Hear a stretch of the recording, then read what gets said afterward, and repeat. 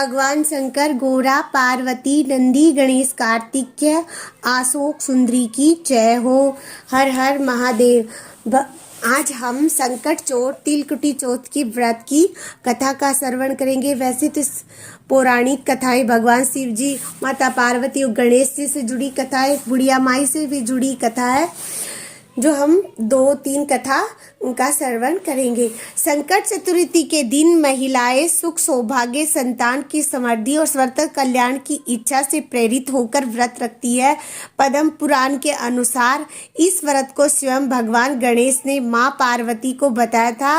वैसे तो हर महीने की कृष्ण पक्ष चतुर्थी गणेश चतुर्थी कहलाती है, लेकिन माह मास की चतुर्थी तिल संकटा चौथ कहलाती है।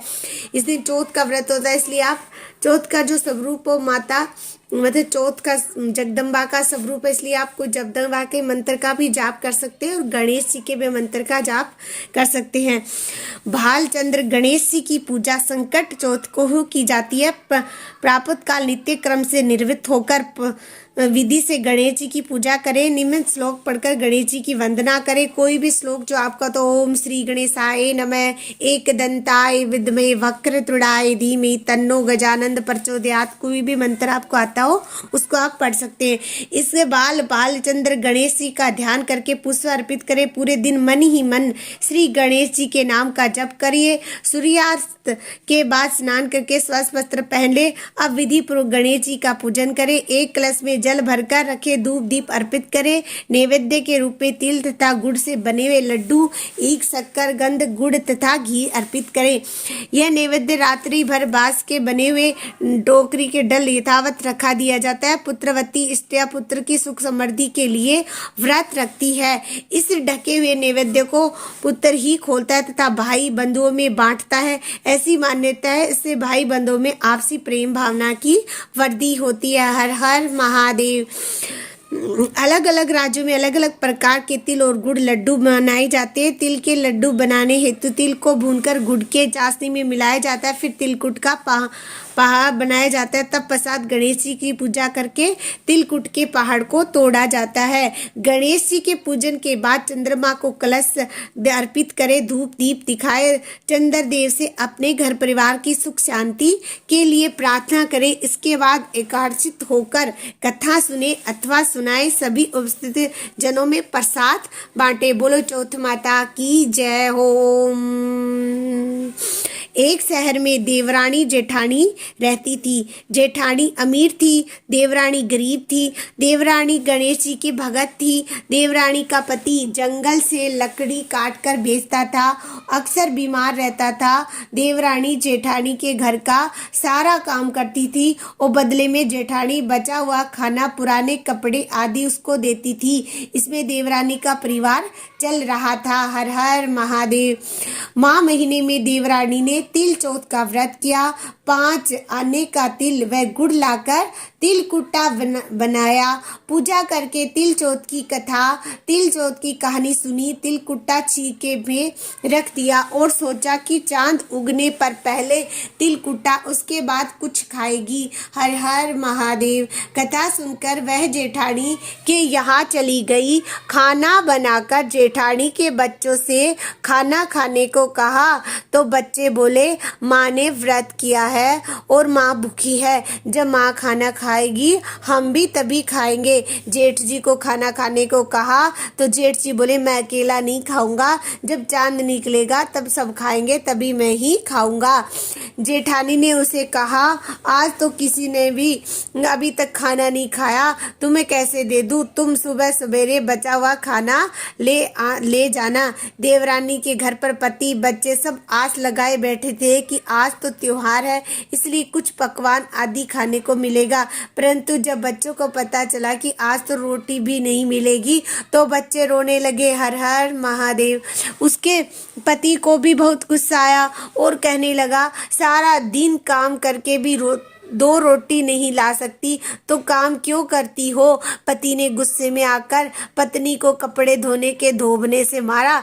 धोबना हाथ से छूट गया तो पाटे से मारा। वह बेचारी गणेश जी को याद करती हुई रोते रोते पानी पीकर सो गई। हर हर महादेव। बोलो गजानंद भगवान की जय हो।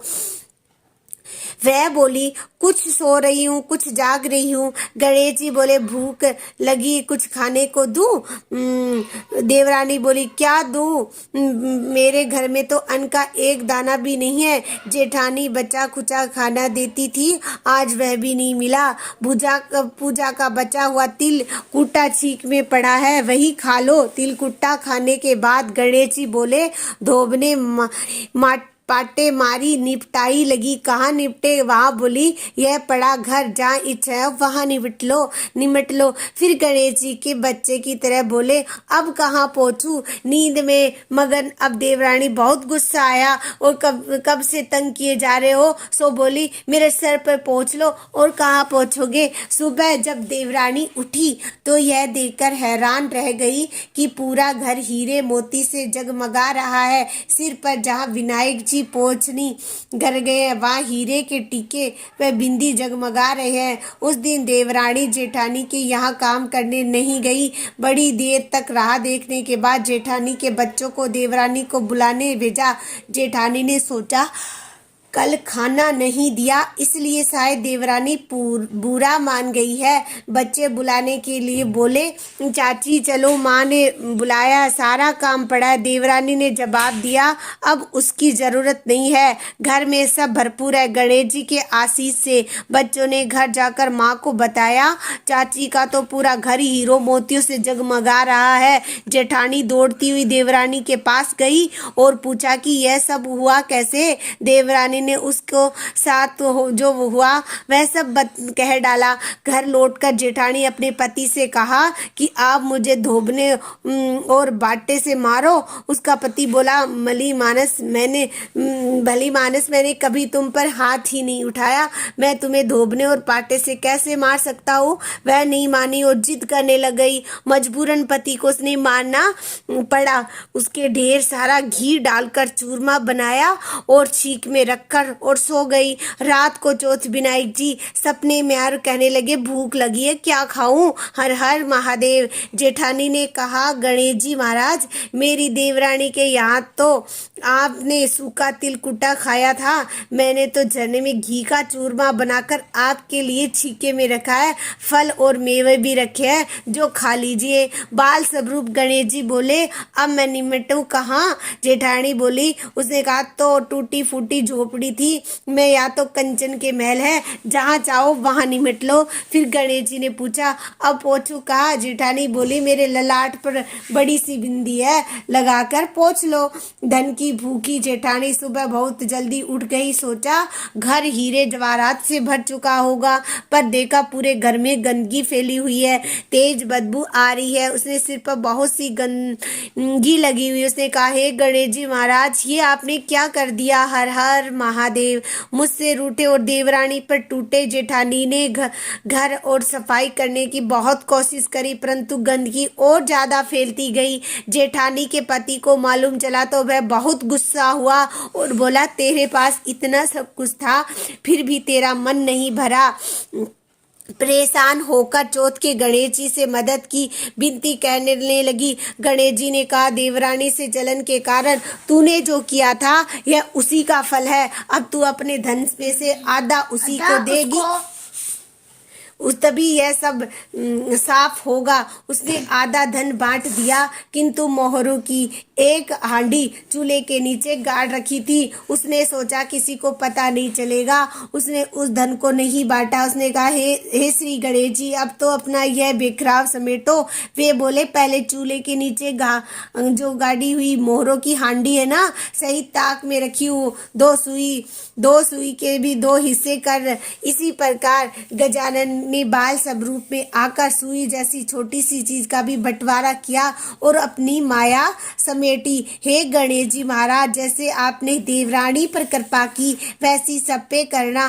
कहानी कहने वाले, सुनने वाले, हुकारा भरने वाले सब पर कृपा करना, किंतु जेठानी और जैसी सजा दिए वैसी किसी को मत देना। बोलो गजानंद भगवान की जय हो, चौथ माता की जय हो। भगवान शंकर, गोरा, पार्वती, नंदी, गणेश, कार्तिकेय, माता अशोक सुंदरी की जय हो।